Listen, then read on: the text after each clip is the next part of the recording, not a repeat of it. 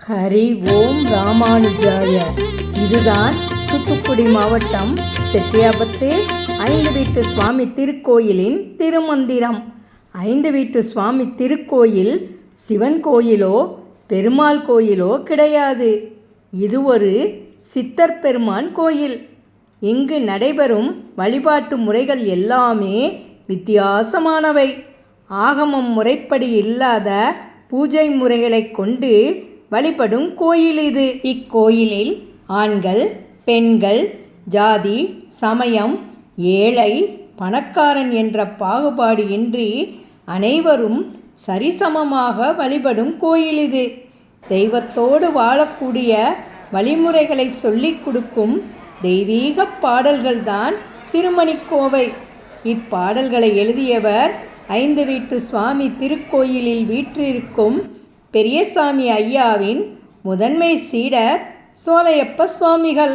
நமது குலதெய்வம் ஐந்து வீட்டு சுவாமி திருக்கோயிலில் வீற்றிருக்கும் அருள்மிகு பெரியசாமியின் உத்தரவுப்படி திருமணிக்கோவையின் 12ஆம் பாடலின் விளக்க உரையை எழுத தூண்டிய பெரியசாமி ஐயாவின் மலர்பாதங்களை போற்றி வணங்குவோம். நாம் முதலில் திருமணிக்கோவை 11ஆம் பாடலை பாடி மகிழ்வோம். பின்னர் விளக்க உரையையும் கேட்போம். தெய்வத்தோடு வாழக்கூடிய வழிமுறைகளை சொல்லிக் கொடுக்கும் பாடலின் விளக்க உரையையும் அறிவோம். தஞ்சமென்றே உனது பதம் போற்றுவோர்க்கு சச்சிதானந்த வடிவாக வந்து வஞ்சனைகள் ஏவல் பில்லி செய்த பேரை மார்பதனை பிளந்து பலியிடுவாய் நீயும் அஞ்சலென்றே அடியார்கட்குதவி செய்வாய் ஆபத்துக்கிறங்கியே ஐயாவாவா செஞ்சுடராய் நின்றிலங்கும் பரம ஜோதி உன் திருவடியை என்னாலும் தரிசிப்பேனே. உங்களுடைய திருவடிகளே சரணம் என்று இடைவிடாது அடியார்கள் வணங்குவார்கள். அவ்வாறு திருவடியை பற்றுபவர்களுக்கு சைவ நெறியை வளர்த்த நாயன்மார்கள் போன்று அறிவு வடிவாய் விளங்குபவர், பொய் சொல்லுபவர், பிறரை ஏமாற்றும் குணமுடையவர்கள், தந்திரம் மிக்கவர்கள் போன்ற எல்லோரின் மனதில் தோன்றும் தீய எண்ணங்களை அடியோடு வேறறுப்பவர்.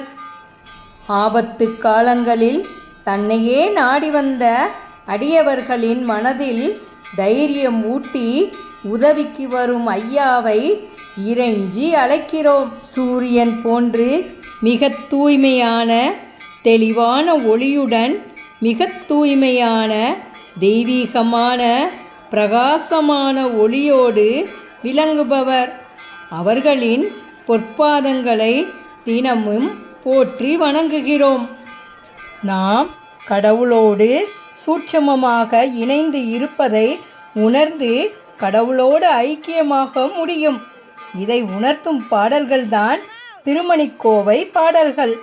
இதனின் உண்மையான அர்த்தம் புரிந்து உணர்ந்தால் நாமும் கடவுளை அடைவது உறுதி. திருமணிக்கோவை 12ஆம் பாடலையும் அதன் விளக்க உரையும் கேட்ட அடியவர்களுக்கு மிக்க நன்றி. தங்களின் மேலான கருத்துக்களை எதிர்பார்க்கிறோம். அடியேன் தாசன்.